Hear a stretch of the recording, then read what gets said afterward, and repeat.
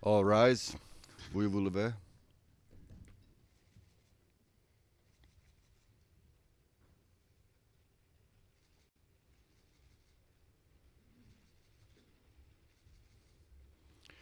The International Criminal Court is now in session.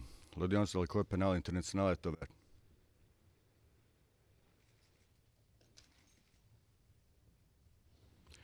Please be seated. Veuillez asseoir.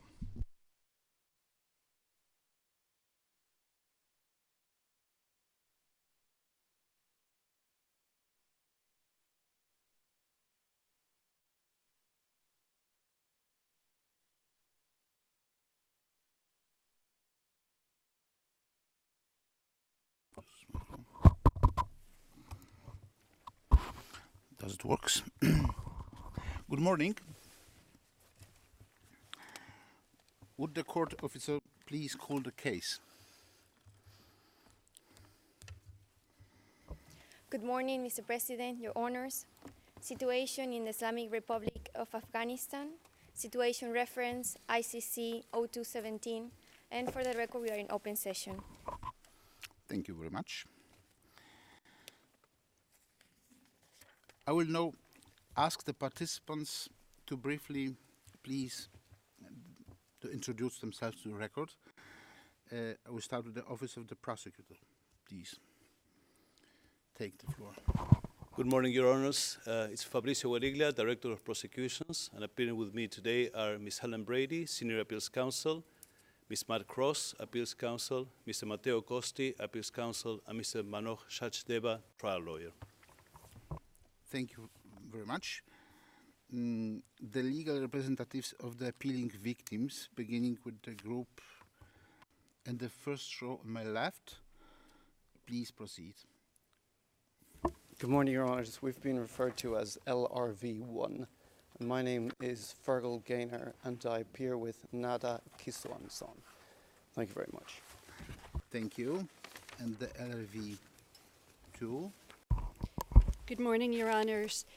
My name is Catherine Gallagher, and through the Centre for Constitutional Rights, I am the legal representative for victims Sharkawi Al-Haj and Khalid Hassan. And for the record, I just want to note that Mr. Al-Haj and Mr. Duran have been represented in long-running proceedings in the United States by counsel from the Centre for Constitutional Rights. My colleagues have security clearances and operate pursuant to applicable statutes, regulations, and protective orders. Accordingly, habeas counsel for Mr. Al-Haj and Mr. Duran have no involvement in these proceedings and do not confirm or deny any statement or any other aspect of the case. Thank you very much. And please, LRV3. Pardon me. Good morning, Mr. President, Your Honors. My name is Nikki Reich, and I'm also part of LRV2. I, together with I, together with my colleagues, represent Mohammed Abdullah Salah al-Assad, victim number R0074918 in these proceedings. The other members of our legal team include Sarah Robinson, who is on my left, and Professor Margaret Satterthwaite, who will be joining us from tomorrow. Thank you. Thank you, Madam. And then the LRV3. Excuse me, Mr. President, I do Please. apologize. My name is Megan Hurst. My team and I are the third component, the final component of those victims who have been referred to as LRV2 in these proceedings. We represent the final three participating victims in these proceedings who are part of the US torture program, and their names are Ahmed Rabbani. His reference number is R/00638/18, and two further victims who remain anonymous in these proceedings are R/00635 and 636/18. And with me today in court are Mr. Tim Maloney, QC, and our instructing solicitor, Preetha Gopalan from Reprieve. Thank you. And we have also the representative of the cross-border victims. And the court will please introduce yourself to the record. Mr. President, Your Honors, if I may, my name is Mikołaj Pietrzak, and along with my esteemed colleagues Nancy Hollander and Maria Radziejowska, we have the honor of representing Mr. Abd al-Rahim al-Nashiri, and we have been classified as legal victims representatives number 3. And perhaps a word of clarification also as to Ms. Hollander's situation and role. For similar reasons, because of security restraints imposed by her government, she is limited in statements she may make today, and for that reason I will be presenting most of our arguments, and Ms. Hollander will only be able to reply to certain issues and make statements and arguments in a limited scope. Thank you. Thank you, Council. And then it's time for a representative of the cross-border victims. Please proceed. Good morning, Mr. President and Your Honours. My name is Stephen Poles, and I appear on behalf of the cross-border victims with my learned co-counsel, Mr. Connor McCarthy. We are instructed by Lead A solicitors, and they are represented today by Ms. Rosa Curling and Ms. Erin Alcock, and we are representing Reprieve, the NGO Reprieve, who are today represented by my learned friend, Ms. Jennifer Gibson. Thank you. Thank you, Council. And I'd invite representatives of the Islamic Republic of Afghanistan. Please proceed. Good morning, Mr. President, Your Honours. Rodney Dixon, on behalf of the government of Afghanistan, instructed by His Excellency Dr. Mohammed Humayun Azizi, the ambassador of Afghanistan to The Hague, with Sangya Siddiqui, also from the embassy, and assisted by Counsel Aidan Ellis and Anne Kunal. Thank you, Council. And they will proceed with Amici Courier, beginning with the Office of the Public Counsel for the Defense. Mr. Keita, please. Bonjour, Monsieur le Président. Good morning, Mr. President. Mesdames, Messieurs de la Cour. Ladies and gentlemen, my name is Xavier Jean Keita, lead counsel for the Office of Public Counsel for Defense. I represent OPCD. Thank you. And then next person invited Amici Courier, please. Good morning, President. Mr. President, Your Honors. My name is Paweł Wilinski. I'm professor of criminal law and international criminal law, and I have an honor to serve here as Amici Courier. Thank you. Thank you. Good morning, Your Honours. My name is Dov Jacobs, and along with my colleague from 9 Bedford Road, Joshua Kern, we are here representing the following organizations: Jerusalem Institute of Justice, the International Legal Forum, MyTruth, the Simon Wiesenthal Center, the Lawfare Project, and UK Lawyers for Israel. Thank you. Thank you very much, Council. The next one, please. Good morning, Mr. President, Your Honors. My name is Jay Sekulow. I'm the Chief Counsel for the European Center for Law and Justice. Thank you for having us today. Thank you very much, Council. Please. Good morning, Your Honours. For Global Rights Compliance, I appear. My name is Wayne Jordash. Thank you very much.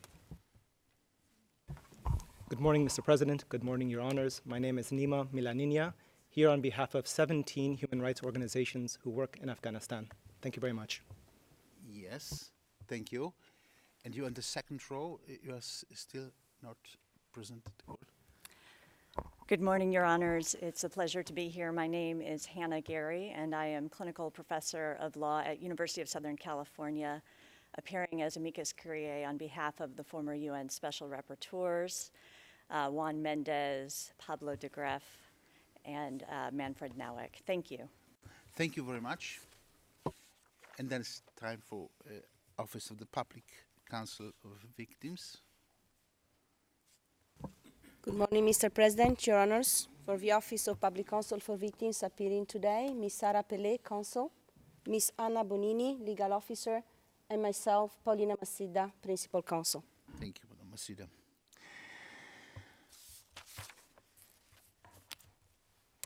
Well, the Appeals Chamber is convened to hear oral submissions in the appeals lodged by appealing victims and the prosecutor against the decision of the pretrial 2 of 12 April 2019, entitled Decision pursuant to Article 15 of the Rome Statute on the authorization of investigation into the situation in the Islamic Republic of Afghanistan and after the impugned decision.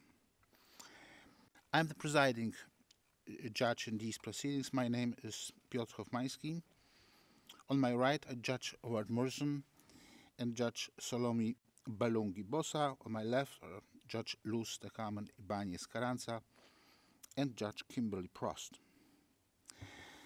By way of background, and for the benefit of anyone who may not be very familiar with the matter before us or its context, I will briefly recount the relevant events leading up to these proceedings.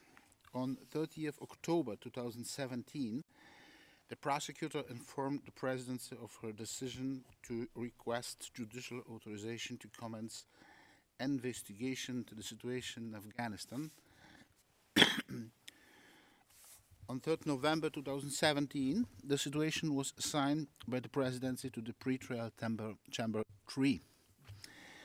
On 20th November 2017, the prosecutor requested pretrial chamber 3 to authorize the commencement of investigation into the situation in the Islamic Republic of Afghanistan and after Afghanistan in relation to alleged crimes committed on the territory of Afghanistan the period since 1st May 2003, as well as other alleged crimes that have a nexus to the armed conflict in Afghanistan and are sufficiently linked to the situation and were committed on the territory of other state parties in the period since 1st July 2002. Throughout the period 20th November 2017 to 31st January 2018, the court received representations of victims which are transmitted to the pretrial chamber 3 on a rolling basis, together with reports containing a preliminary assessment of the representations. On 9th January 2018, following an order of the pretrial chamber, the prosecutor provided additional information which amounted to 806 items of supporting material, totaling 20,157 pages. On 16th March 2018, the presidency recomposed the chambers of the court and assigned the situation in Afghanistan to the pretrial chamber 2, and after the pretrial chamber. On 12th April 2019, the pretrial chamber rendered the impugned decision finding in the relevant part, I quote, having determined that both the jurisdiction and the admissibility requirements are satisfied, it remains for the chamber to determine, in accordance with Article 53(1)(c) of the statute, whether taking into account the gravity of the crime and the interests of victims, there are nonetheless substantial reason to believe that investigation would not serve the interests of justice. End of quote. In addressing this question, the pretrial chamber found the following factors to be relevant. I quote, number one, the significant time elapsed between the alleged crimes and the prosecutor request. Number two, the scarce cooperation obtained by the prosecutor throughout this time, even for the limited purposes of a preliminary examination, as such based on information rather than evidence. And number three, the likelihood that both relevant evidence and potential relevant suspect might still be available and within reach of the prosecution's investigative efforts and activities at this stage. End of quote. In considering these factors, the pretrial chamber concluded in relevant parts, and I quote again, notwithstanding the fact that all relevant requirements are met as regard both jurisdiction and admissibility, the current circumstances of the situation in Afghanistan as such as to make the prospect of a successful investigation and prosecution extremely limited. Accordingly, it is unlikely that pursuing an investigation would result in meeting the objectives listed by the victims, favoring the investigation or otherwise positively contributing to it. It is worth recalling that only victims of specific cases brought before the court could ever have the opportunity of playing a meaningful role as participants in the relevant proceedings.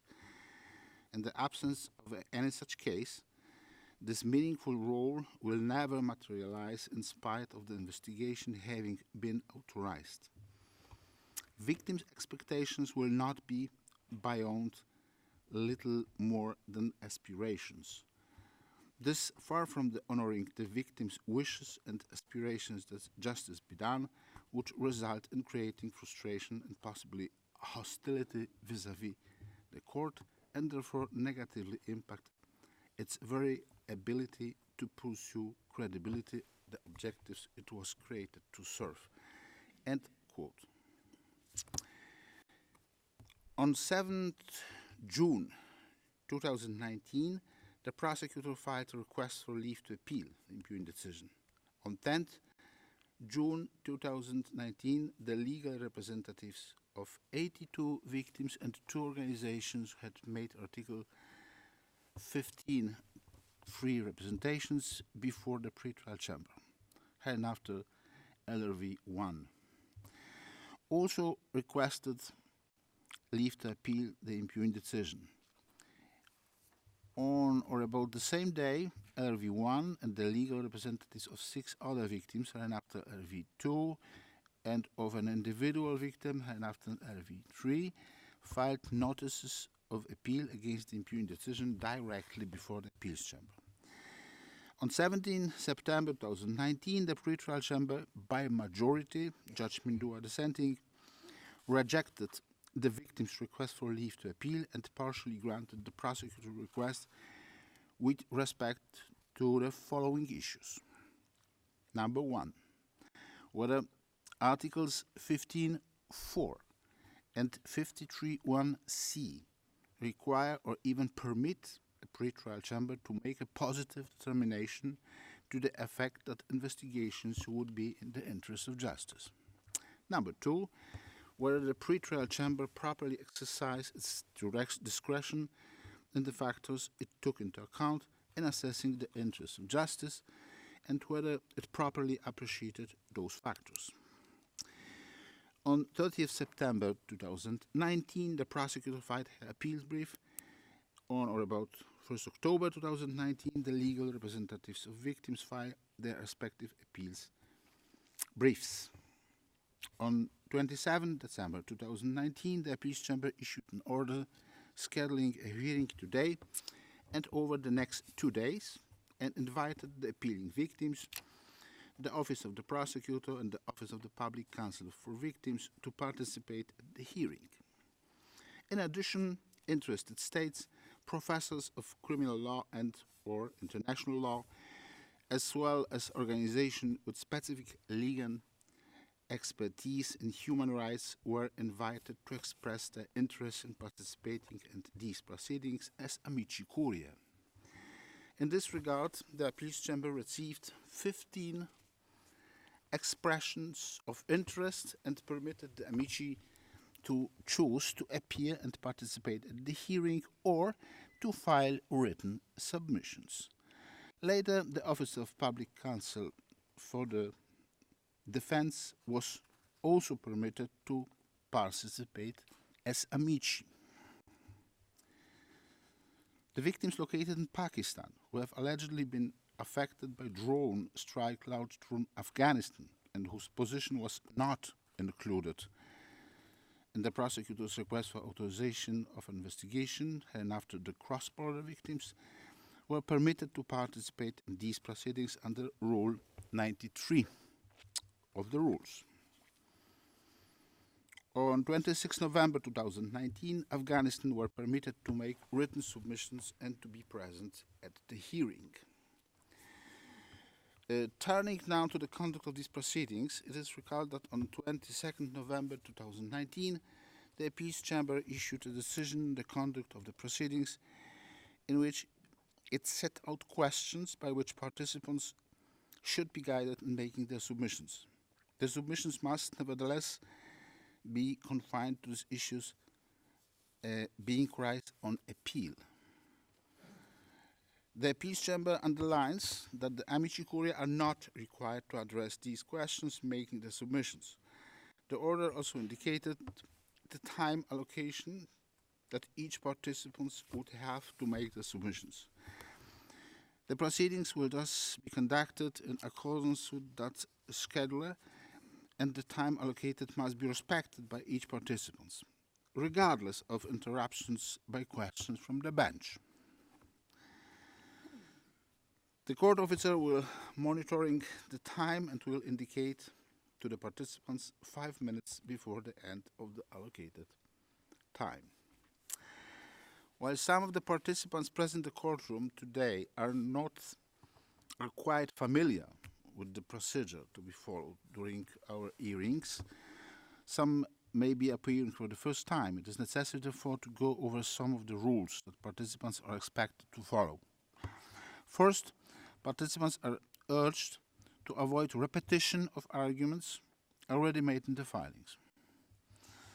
To help us manage time and cover more ground, participants are strongly encouraged to refrain from covering grounds already covered by those who spoke earlier, unless there is a substantial disagreement in a way that requires more to be said. When there is agreement, it will be enough simply to say so and move to other topics. The time allocation is based on 3 court sessions per day. Today, we will focus on the issues covered under Group A and B question, which is displayed or will be displayed on the screen. These issues concern: number 1, the standing of victims to bring an appeal under Article 82(1)(a) of the statute, and number 2, whether the impunity decision might be considered to be a decision with respect to jurisdiction within the meaning of Article 82(1)(a) of the statute. On Thursday and Friday this week, we will focus on hearing submissions on the merits of the appeals, which is covered by Group C questions. This session will proceed until 11, and we will thereafter break for 30 minutes. We will resume for the second session at 11:30, and then break for lunch at 1. The third session will start at 2 until approximately 3:30. The participants are urged to be on time and returning to the courtroom after the breaks. I would ask then, when addressing the court, the participants speak clearly and at a reasonable pace to allow for the interpreters and the transcript recorders to accurately capture what is being said. Please do not forget to turn off your micro once you have concluded your submissions. With those remarks, I would now invite the Office of the Prosecutor to address the appeals chamber. Your 30 minutes begins now. Please proceed. Good morning again, Your Honors. I will be addressing Groups A and B of the questions included in the Chamber's scheduling order. Tomorrow, Mrs. Brady will be answering the Group C questions. We also intend to briefly address the recently filed submissions by the Islamic Republic of Afghanistan, as well as any further arguments brought orally on Friday. Turning to the questions, I will, with the Chamber's indulgence, reverse the order of the groups and deal with the nature of the pretrial chamber decisions first, and will do so for a simple reason.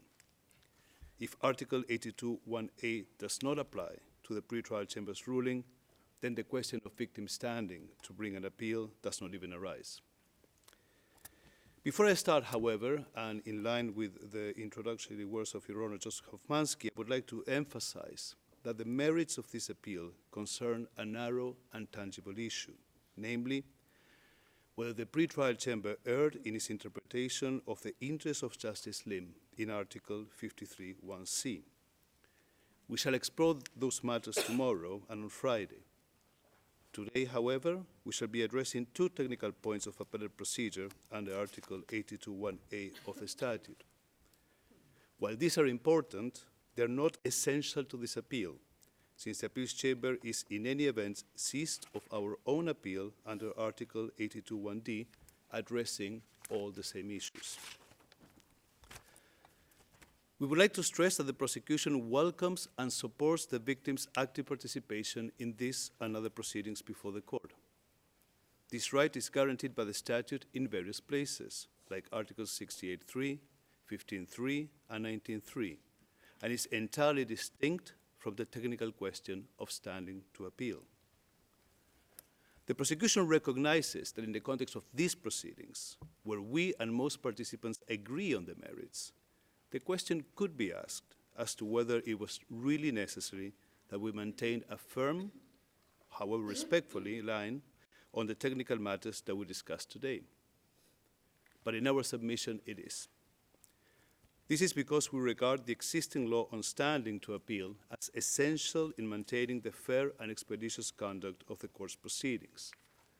And this consideration is central to the interest of all the court's constituents, including victims.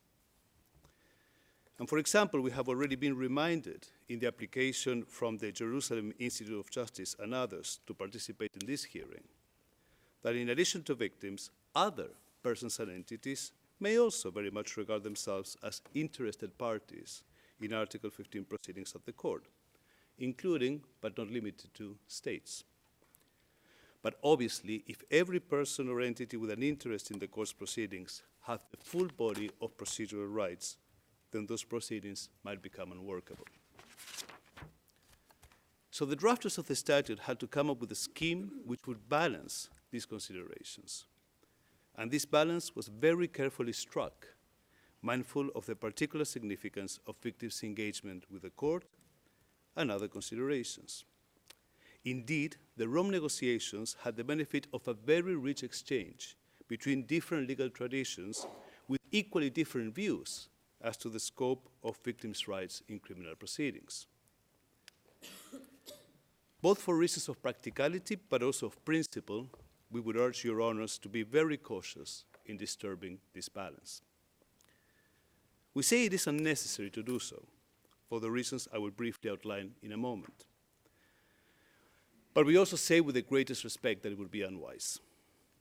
While policy arguments may go back and forth, and probably will today, it is undeniable that victim participation is a central and unique aspect of this court's procedural law. Adhering to a strict reading of the statutory provisions, as we propose, does not mean restricting in any manner the exercise of the rights afforded to victims by the statute. It simply means remaining within the circle of those rights as established by the legislator. Any amendment to this scheme should therefore be a matter for the Assembly of State Parties, not for this court. Now, some of my colleagues may consider the proposed reform to be not only desirable, but modest, merely expanding on a right recognized by the statute. However, Your Honors, it appears that there may be other invitations to Your Honors to depart from the statute during the coming days, but moving in a very different direction, with the effect of potentially restricting the court's protective function and the strength of its judicial authority. Our request to Your Honors is the same in both cases, to decline those invitations and to adhere to the terms of the statute as properly interpreted. In any event, and as already said, we don't agree that reform in this area is actually necessary.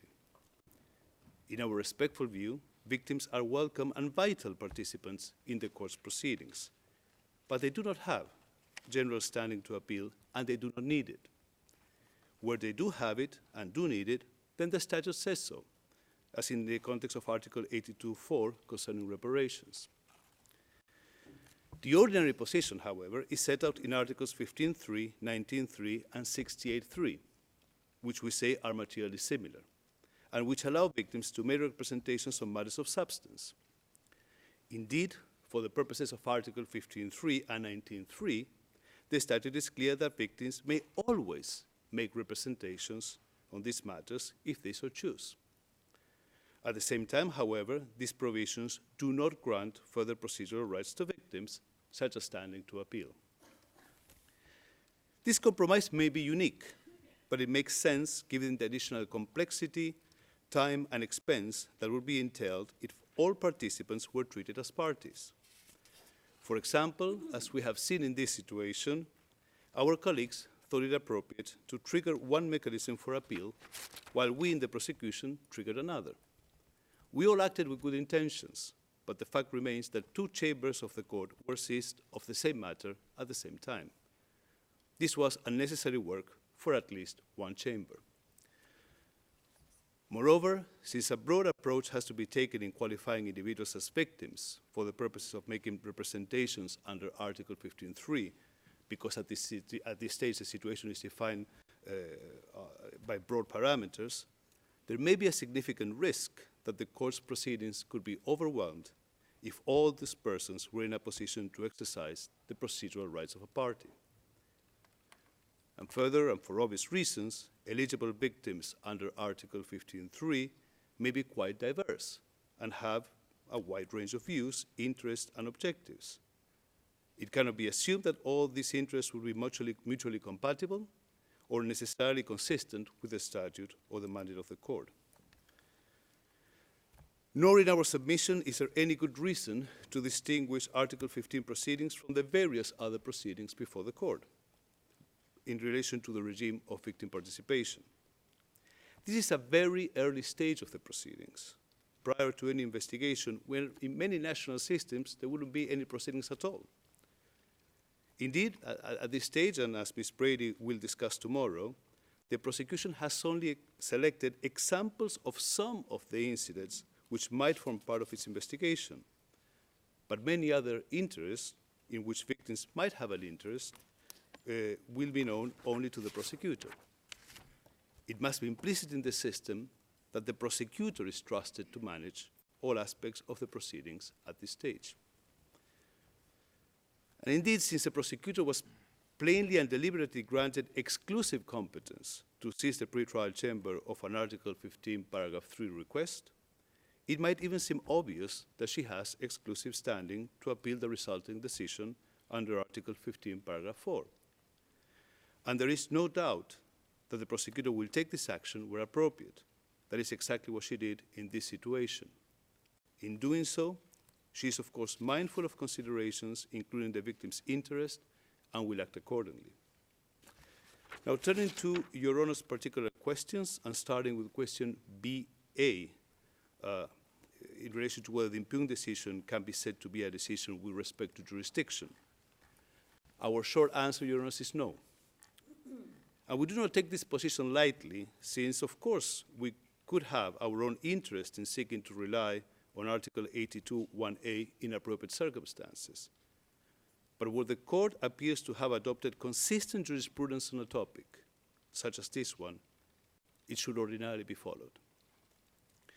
It is important to recall that this chamber has understood the definition of a jurisdictional matter to include any of the four facets of jurisdiction, that is, subject matter, personal, territorial, and temporal jurisdiction.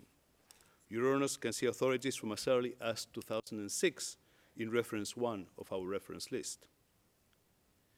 And as the first appeal judgment in the Taganda has affirmed, that's reference 2, this can potentially include legal arguments concerning the definition of the elements of a crime.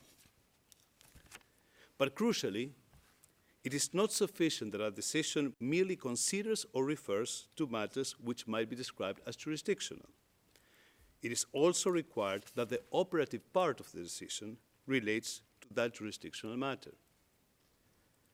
For these reasons, while we agree that some of the pretrial chamber's reasoning in this situation relates to jurisdictional subject matter, chiefly scope of the investigation and required nexus, we submit that it does not constitute a decision on those particular matters.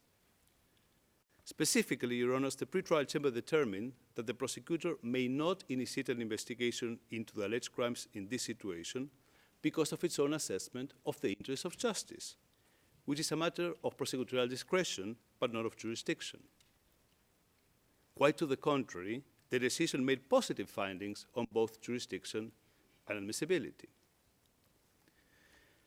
And indeed, if the decision was dispositive of a jurisdictional matter, it would mean that the prosecutor, who is an organ of the court, would be obliged to refrain from taking further action on certain allegations due to the existence of a jurisdictional bar.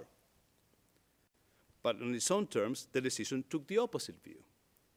It seemed to allow that the prosecutor could take further action insofar as it decided that an investigation should not be opened at this stage. And indeed, under Article 15(5), the prosecutor remained able to renew her request. As I already said, this emphasis on the operative part or disposition of the decision is not only consistent with existing appeals chamber jurisprudence, it is required by it. Indeed, this chamber has constantly required a sufficient nexus between the issues said to be jurisdictional and the operative part of the decision.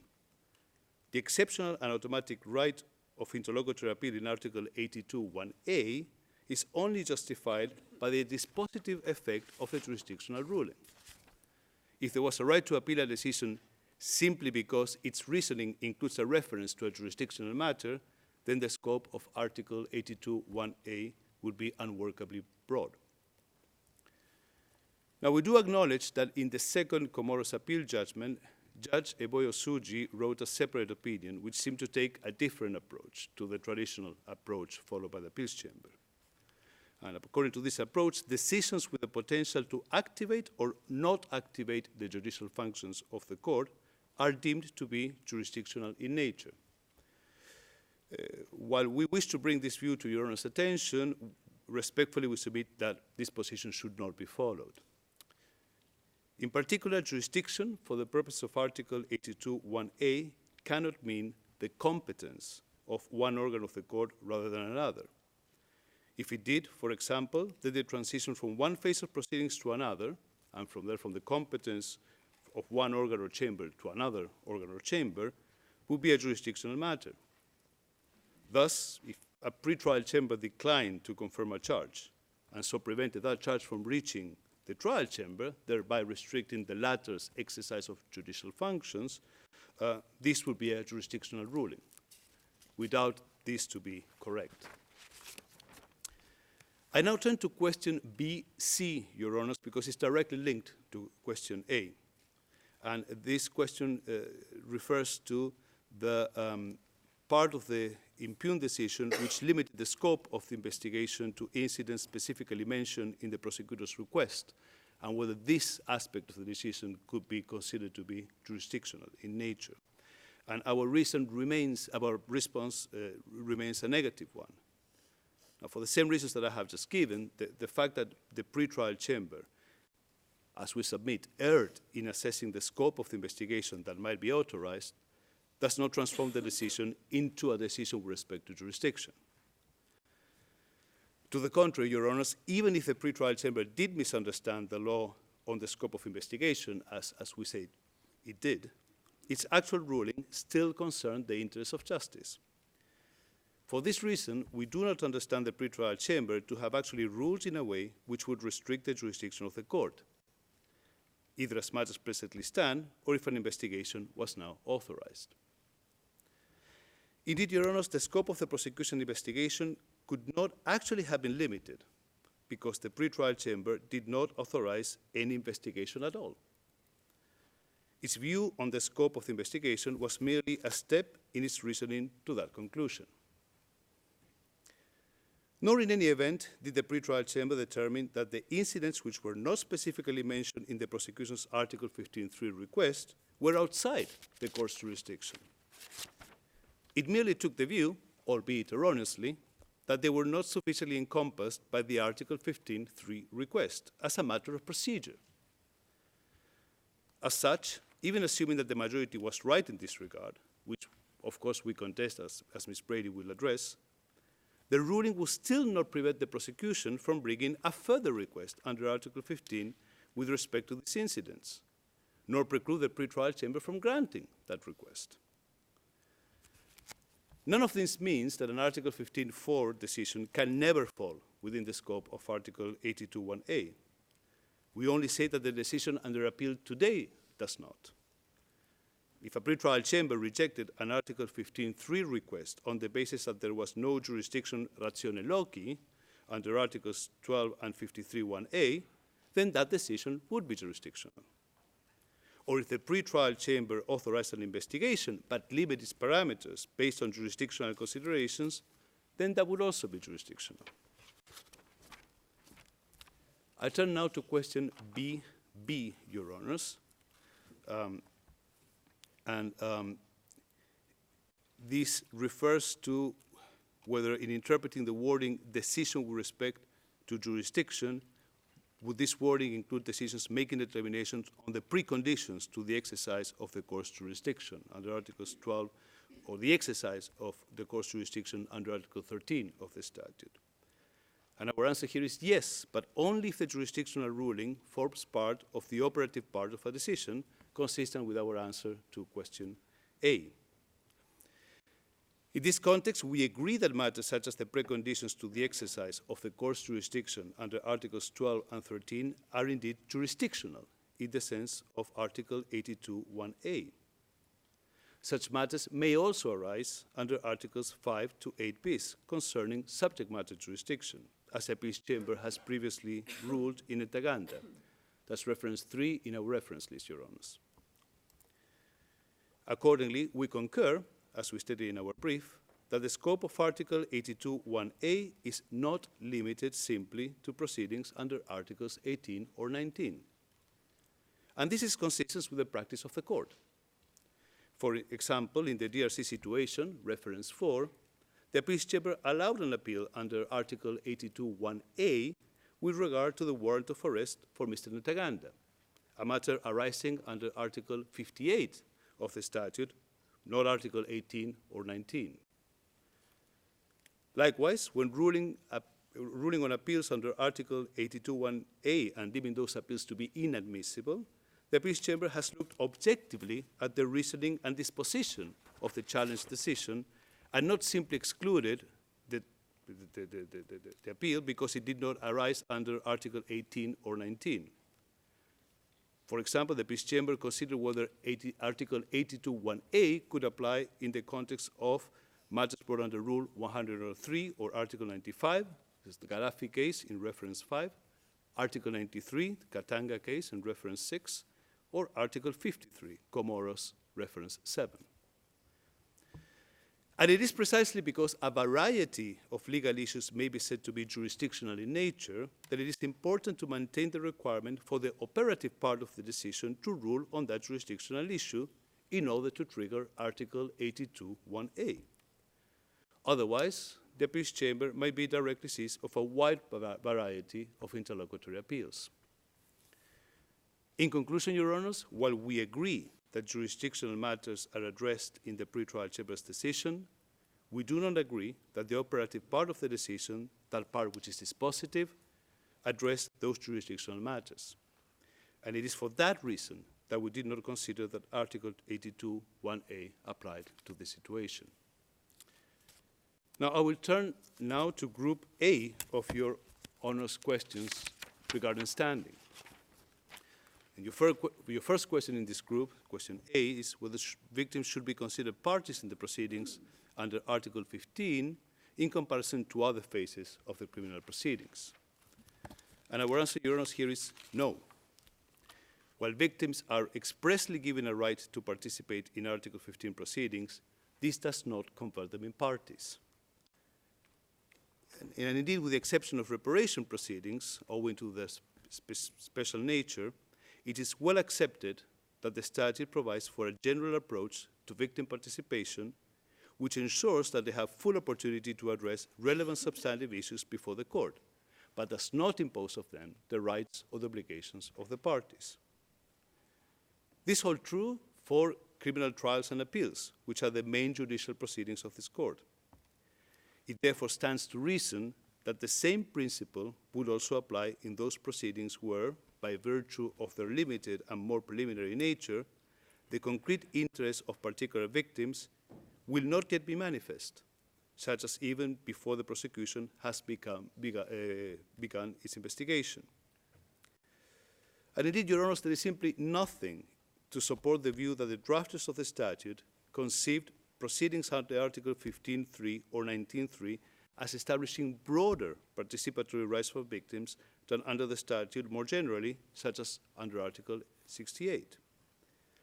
And indeed, the ordinary meaning of the word representations is consistent with the ability of victims to address the court on the substance of the issues at hand, which is the essence of the participation regime.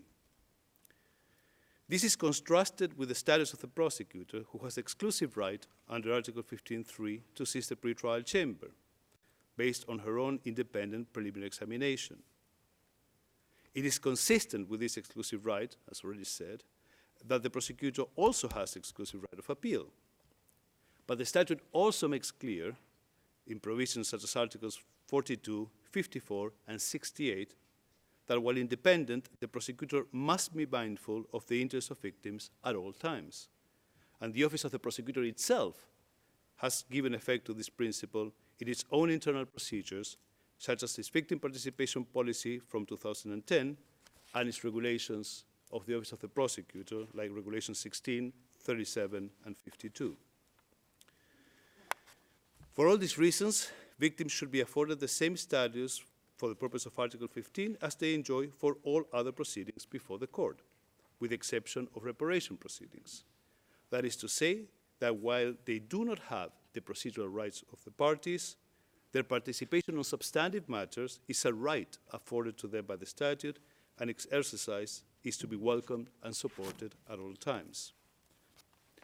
Moving to question B, Your Honors, and here the question links to whether the existence of a limited group of people who can challenge, or actors who can challenge the jurisdiction of the court under Article 19.6 or seek a ruling of jurisdiction is also linked to a right to appeal that decision under Article 82.1a. Now, we have already explained, and I will not repeat myself, why a decision under Article 15.4 is not necessarily a decision with respect to jurisdiction, not this decision. At the same time, Your Honors, Article 82.1a, and as I also have mentioned, is not necessarily limited only to decisions arising under Article 18 or 19 of the statute. So the answer to this question is again no. Article 19.6 limits those persons who may be considered as parties to appeals arising to an Article 19 decision, but it does not apply to appeals under Article 81a arising from other kinds of decision that also are jurisdictional in nature. So as such, Article 19.6 does not resolve the issue arising in this appeal today. In our view, Article 82.1a forms part of a comprehensive provision regulating the rights of the parties to appeal decisions other than convictions, acquittals, or sentences.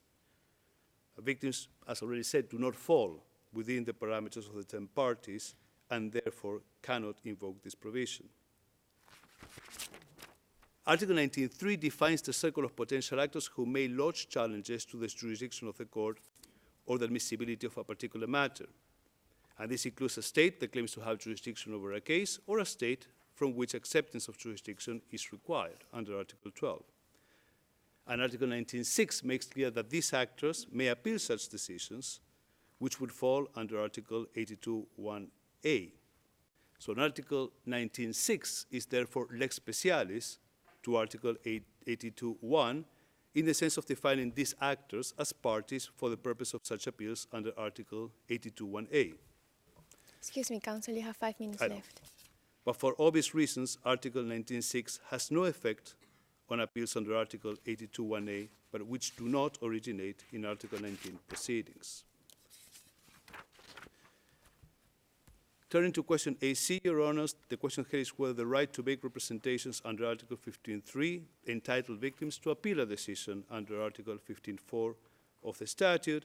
And again, our answer is no, and I will be very brief here. there is nothing in the statute that could somehow support the conclusion that victims making representations in a confined and self-contained process taking place at the beginning of an investigation can have broader procedural rights than victims' fully participation in the litigation of a case before chambers of the court. On the contrary, Your Honors, the architecture of the Rome Statute shows a progression in the degrees of participation in victims in proceedings before the court, ranging from a limited right to make representations at the inception of an investigation to a right to fully participate in the context of a case being litigated before the court to becoming a full party in the context of reparations proceedings. I will move to the last point, Your Honors, and the question here is whether in light of Article 21(3) of the statute, does the international recognize human rights of access to justice and to an effective remedy entails a right for victims to appeal a decision under Article 15(4) of the statute. And here again, the answer, Your Honors, is no. To begin with, Your Honors, we think that the right as such to an effective remedy has to be properly contextualized to the situation of this court within the framework of Article 21(3). And in this context, the right must be understood to be primarily opposable to states, not to this court. And we reach this conclusion for the following reasons. First, Your Honors, and as it should seem obvious, the court is not placed in a situation comparable to that of a state vis-à-vis its own citizens. This means that any importation into the context of the court of positive duties placed by human rights law on states should be mindful of this crucial difference as well as of the court's unique nature and mandate. And international law does indeed recognize that victims have a right to a remedy, as in the sense recently described by Judge Ibáñez in Lubanga, and that's reference 8 in our reference list. And this involves both the right to petition to the authorities, or the procedural right, and a right to obtain redress for the violation, a substantive aspect. Excuse me, Counsel, could you slow down a little bit? Will do. Because there's a problem with the interpretation. I will do, Your Honors. I apologize. But by contrast, Your Honors, this court was created by states as a mechanism with a selective mandate. This is an unavoidable fact, both as a consequence of the legal regime in Articles 11 to 17, 53 and 54, and 58 of the statute, and the sheer practical reality of the court's limited capacity. So for the cases which fall within the court's mandate and which can be properly brought to trial by the prosecutor, then this may discharge the state's obligations. But when matters are not addressed by the court, then the obligation remains with the state. And as such, the victim's right remains opposable to the state and not to the court. This is the flip side of complementarity. Now, in this context, if victims do not have an enforceable right to have a particular case investigated at the court, then necessarily they do not require standing to appeal in order to make sure that such right is effective. But beyond that, Your Honor, again, human rights bodies have recalled a number of times that it is sufficient that victims have effective access to the investigative procedure for the remedy to be granted. And here, Your Honors, they can make submissions to the Office of the Prosecutor and to the Chamber. And Your Honors can find those referenced at number 9 of our list. So even if Your Honors here consider that the right to an effective remedy is opposable to the court, this right could be satisfied by the existence of an independent prosecutor before whom victims can make representations and who is able to bring suitable proceedings on the basis of those representations. It does not require the grant of standing to the victims themselves. This approach, Your Honor, is consistent with existing human rights treaties, whereby the ability to bring the matter to a competent organ for action is adequate to satisfy the right to a remedy. For instance, the ICCPR recognizes that the remedy may be determined by competent judicial, administrative, or legislative authorities. According to this, the possibility for a public agency to act on the victim's behalf may suffice, and the Office of the Prosecutor is precisely such an agency for the purpose of this court.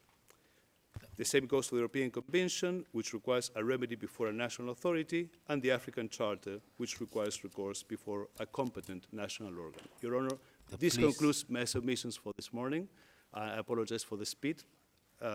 Thanks, Your Honors. Thank you, Counsel. I would like to invite the representatives of victims Group 1. Everyone, your 30 minutes begins now. Thank you very much, Mr. President. For centuries, the people of Afghanistan have gathered to administer justice in jirga and shura in accordance with ancient traditions and the Holy Quran. Justice is at the core of religious and traditional beliefs of Afghans. For 4 decades, Afghans have endured one armed conflict after another. These have left too many Afghans mourning the loss of their mothers, fathers, brothers, and sisters. When Afghanistan joined this court in 2003, the Rome Statute system became part of Afghanistan's legal framework and presented a set of legal remedies that Afghans have a right to access.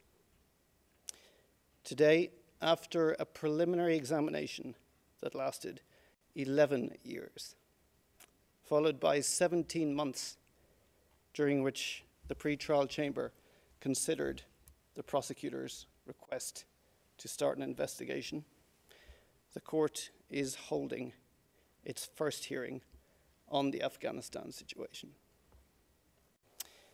It concerns issues of critical importance, not only to the victims that we represent, but to all Afghans. It has been a very long journey for the victims until today, but today is a historic day for accountability in Afghanistan. The 82 victims that we represent belong to various Afghan groups. They live in diverse parts of Afghanistan, and they speak different languages. They are victims of crimes allegedly involving different actors. Whatever their differences, they are united in their wish for an investigation to begin promptly into the crimes committed against them. We are here to challenge a decision that has extinguished all of their rights under the statute and has caused enormous damage to any hopes they have for justice and accountability. Many of the victims we represent are mothers with children. Your Honour's decision in this case will in no small way define whether those children grow up in Afghanistan characterized by the rule of law or by a culture of impunity. The interests of the victims and the prosecution do not always coincide. We're all agreed on that. It is critically important that victims have an independent right to appeal a decision that presents a clear and extreme danger to their rights. It is also important that victims can present their own grounds of appeal when appealing such a decision. The prosecutor has many issues to consider: the resources available to it and its position in other situations. It has to balance its obligations to different groups of victims within and across situations. These competing considerations were brought to the forefront by the prosecutor herself in an address to the Assembly of States Parties 2 days ago on the 2nd of December 2019. She said that, quote, "One key question that my office will need to tackle in the coming period is the reality that a number of preliminary examinations will likely progress to the investigation stage, but we will not have the operational capacity to absorb them all. As such, we are considering how prioritization might apply across different situations, unquote. In contrast, the interests of the victims are limited to one situation, the Afghanistan situation. The legal representatives of the victims are under a duty exclusively to represent their interests of their clients in this situation. They have no other interests to defend in accordance with their obligations under the Code of Professional Conduct for Counsel. I will now address Your Honour's questions under groups A and B. I will begin by addressing together questions AA, AB, and AC, which concern standing to appeal a decision. The Rome Statute recognises the interests, views, and concerns of 4 principal actors. Those are the prosecutor, the defence, whether as suspect, accused, or convicted person, states, and victims. The statute allows these 4 actors to defend their interests and to express their views and concerns through various procedures at different phases of the proceedings. Interlocutory appeals are, of course, regulated by Article 82, and all interlocutory appeals, regardless of whether they fall under 82.1a or 82.1d, may be appealed by, quote, either party, unquote. An ordinary reading of either party does not expressly limit interlocutory appeals to any particular one of the 4 parties I identified. Articles 18 and 19, read together with Article 82.1, make it clear that at least 3 parties, that is to say, an accused or person for whom a warrant of arrest or summons has been issued, a state in certain circumstances, and the prosecutor, can be considered a party for the purposes of 82.1. But the expression either party is not limited to those 3 parties, nor is Article 82.1a limited to decisions under Article 18.4 and 19.6.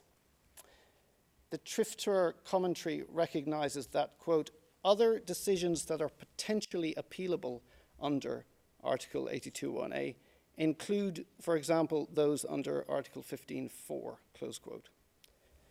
The presence or absence of an express right to appeal is not determinative of standing. Some provisions, such as Article 18.4, expressly provide for a right to appeal for a state. Article 87.7, on the other hand, does not provide for an express right of appeal for a state referred to the UN Security Council or to the Assembly of States Parties.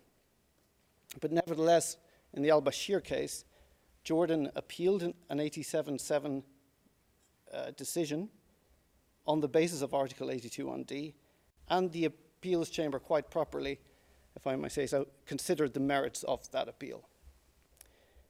In determining whether one of the 4 principal parties in the statute have standing to appeal a particular decision where no express right of appeal exists, I submit that the appeals chamber should consider 3 factors.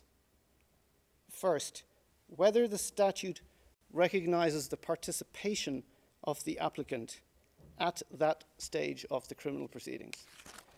Second, whether the impugned decision is highly prejudicial to the interest of the applicant. Third, whether hearing the appeal will result in unfair prejudice to any other party.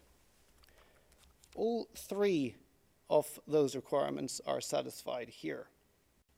First, the pre-authorization stage, which is addressed in Article 15 and Rule 50, only envisages the participation of the prosecutor and victims.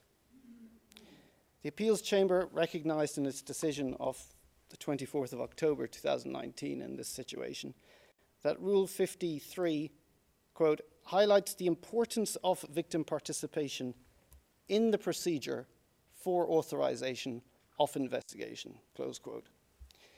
Second, the impugned decision was extremely prejudicial for the victims.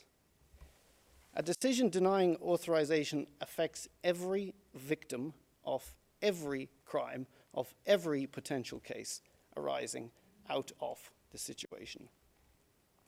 Where victims are denied an investigation, they are, without exaggeration, denied everything. All of those victims in all cases in the entire situation are denied the realization of their rights recognized by this court to truth, justice, and reparation. And Mr. Guarilla, in his submissions, made a distinction between victims of a case and victims of a situation. But the impugned decision here is more consequential to the victims of a situation than a decision which might, for example, acquit all accused in one particular case, or a decision to award no reparations or a derisory sum of reparations in a particular case. Those decisions apply to a specific case. They don't apply to the entire situation. So in our submission, a decision to deny investigation in a situation is in fact the most consequential decision for victims. There's no decision which can be more prejudicial to their rights.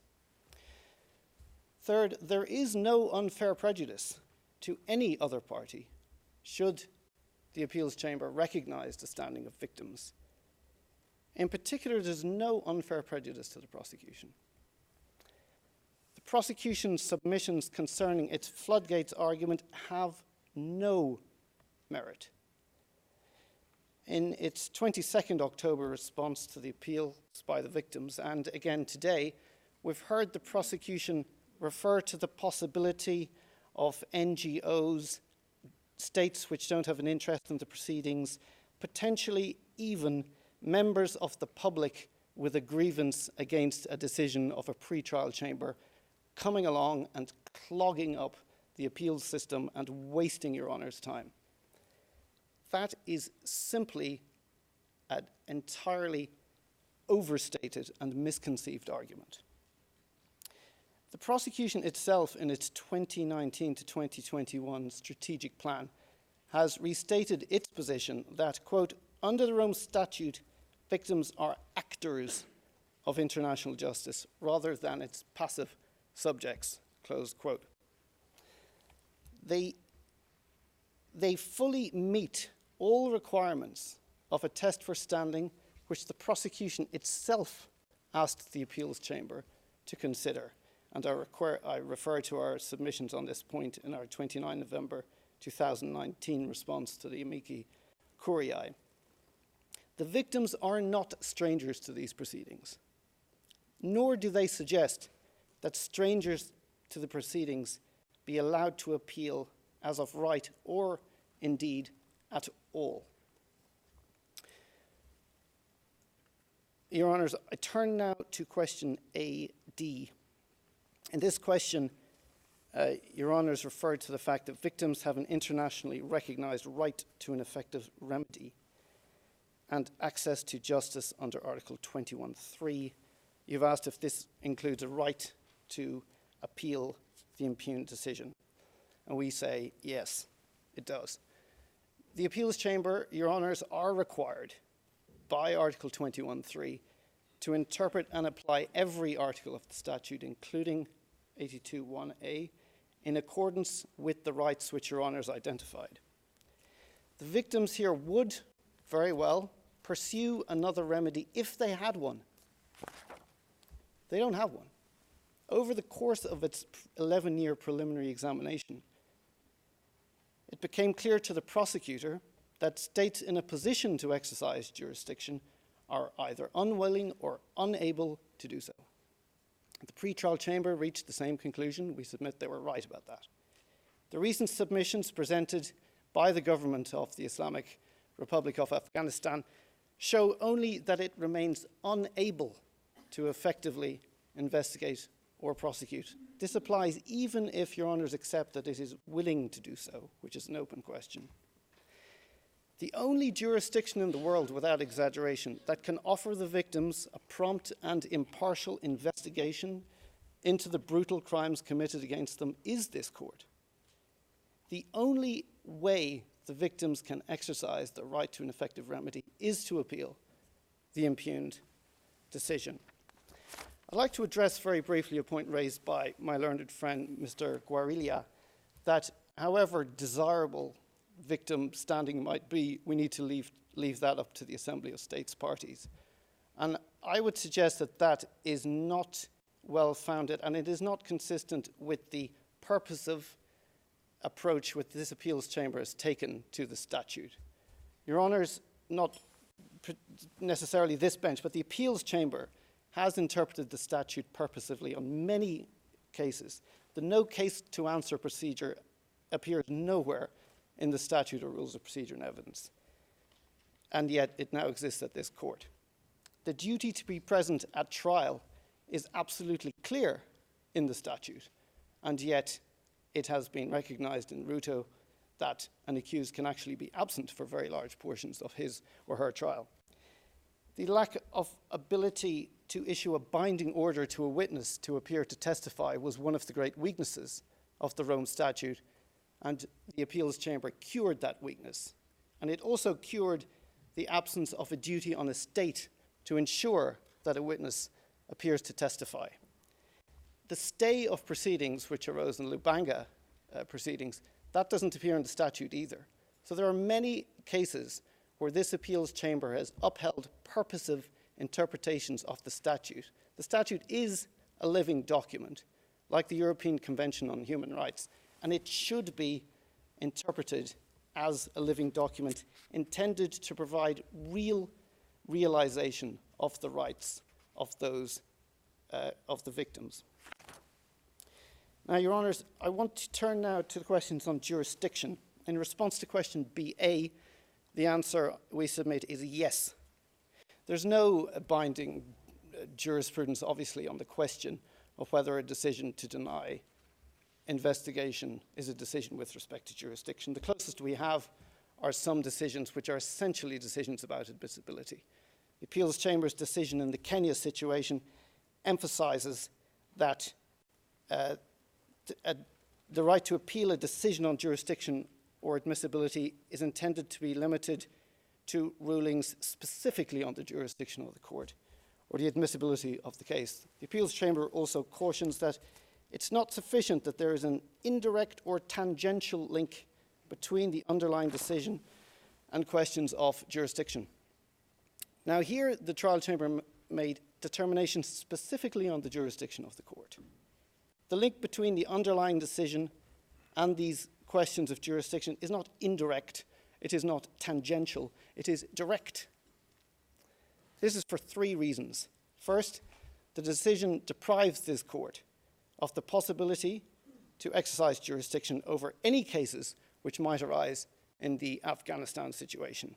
That's very far-reaching. Every chamber of this court is deprived of jurisdiction. The prosecutor is deprived of investigative jurisdiction into all crimes in the situation. Second, the decision contains serious errors concerning the territorial jurisdiction of the court over torture, and indeed that applies by extension to all war crimes, requiring the court to find that the conduct, quote, took place in the context of and was associated with, unquote, an armed conflict.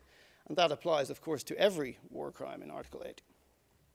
Third, the pretrial chamber erroneously attempted to impose limits concerning the scope of the court's jurisdiction in any authorized investigation. Its limitation on the scope of the investigation to incidents specifically mentioned in the prosecutor's request is a determination with respect to jurisdiction in three ways: temporally, territorially, and in matters of substance. Mr. Guarilla referred to the decision of Judge Eboe Osuji of the 2nd of September 2019, the Comoro situation. I respectfully agree with Judge Eboe Osuji's analysis there. It's important that the appeals chamber retains control over what is and is not a decision with respect to jurisdiction, Your Honours do not have to be totally hung up on exactly what the operative part of the decision might say, whatever that operative part might be. In this case, the operative part certainly deprives, as I've submitted, the court of jurisdiction over every case in the Afghanistan situation. That's its effect, that's the nature of the decision. Now, Judge Eboe Suji has emphasized that the deciding chamber can't be that one which decides whether it's a decision on the exercise of jurisdiction. It can't control the appeals chamber's ability to consider that decision as really being with respect to jurisdiction. That cannot be right, he says, and we respectfully agree. A decision with respect to jurisdiction is, on a common sense application, the kind of decision which should be subject to appeal as of right. It is an incredibly consequential decision for the prosecutor, for the victims. It is something which should be subject to appellate scrutiny. It's not something minor, such as whether the parties should have to produce an in-depth analysis chart or something like that, which has taken up appellate scrutiny. I turn now to question 8B. In response, we submit that determinations regarding territorial or personal jurisdiction over Article 12 or decisions regarding the exercise of the court's jurisdiction under Article 13 are indeed decisions with respect to jurisdiction. Articles 12, 13 and 15 all fall within Part 2 of the statute headed Jurisdiction, Admissibility and Applicable Law. They all fall within Chapter 3 of the Rules and Procedure of Evidence. The heading of Chapter 3 is Jurisdiction and Admissibility. I submit that that header was chosen deliberately. One of the sections of that chapter relates exclusively to initiations of investigation under Article 15. The chapter also covers Articles 12 and 13. So at least if using those as sources, we can see that decisions with respect to jurisdiction and admissibility should cover decisions under 12, 13 and 15. Now, it's important that the appeals chamber, and I'm sure there'll be no dispute about this, always does and always must retain a discretion to reject an appeal which is an abuse of process, even if it might technically fall within Article 12, 14, 15, or any other article. An appeal filed for frivolous or vexatious reasons, such as one of negligible prejudice to the applicant, or one which is unfairly prejudicial to another party, can and should be rejected in limine on a case-by-case basis. In my submission, Your Honours, and every appeals chamber has always had that power. And over the years since this court became operational, over 15 years ago, there really has been a very low level of vexatious applicants, and the court has tools at its disposal to deal with vexatious applicants, and it should use those tools. Correcting errors concerning the court's jurisdiction over Rome Statute crimes at an early stage of the proceedings is consistent with the approach of the appeals chamber in Ntaganda on the 22nd of March 2016, where it twice emphasized that, quote, issues as to the court's jurisdiction should be resolved as early as possible in the proceedings. It's absolutely correct for the appeals chamber here to let states parties understand from an early stage the extent of the court's territorial jurisdiction in the Afghanistan situation. It's pragmatically the right thing to do, to clear the air for all parties, for all states, in relation to major questions of jurisdiction at an early stage in the situation. There are, let's face it, not going to be very many appeals against decisions to deny authorization to the prosecutor to initiate an investigation. We're here in 2019. This is the first time this has actually arisen. How many times is it going to happen in the future? Probably not that many. It's the kind of things which should be subject to appeal as of right.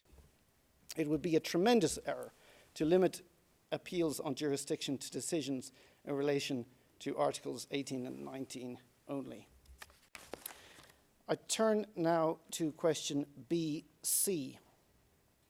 Our response to this and this is my final submission, is that when the pretrial chamber limited the scope of the investigation, this was a determination with respect to jurisdiction.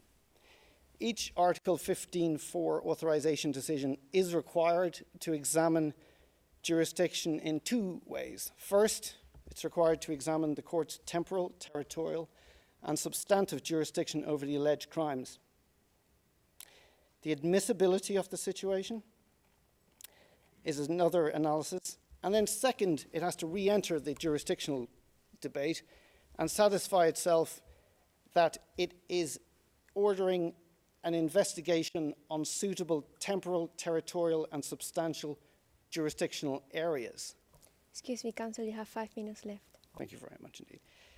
So those are two major areas of jurisdictional analysis, each of which requires analysis of temporal, territorial, and substantive jurisdiction, which must be carried out in each decision on an application for authorization to investigate a situation. A perfect illustration of this is the Article 15 decision concerning Myanmar of 14th November 2019, where that pretrial chamber strikingly took a very different approach to the Afghanistan pretrial chamber. In their decision, the two decision sections on jurisdiction took up about 60% of the pages of the decision itself. It plainly was a decision with respect to jurisdiction. Nobody can reasonably insist that it was not. And if the Myanmar-Bangladesh decision was a decision with respect to jurisdiction, so is every other pretrial chamber decision which authorizes or refuses to authorize the commencement of an investigation. That ends my submissions. Thank you very much, Your Honours. Thank you, Counsel. So we are on time, and I think we will adjourn for 30 minutes break now and resume at 11:30.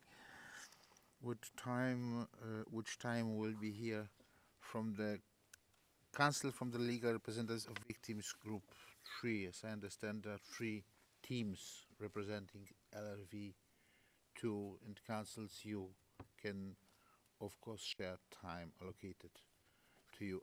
There will be everything after the break. Thank you. All rise.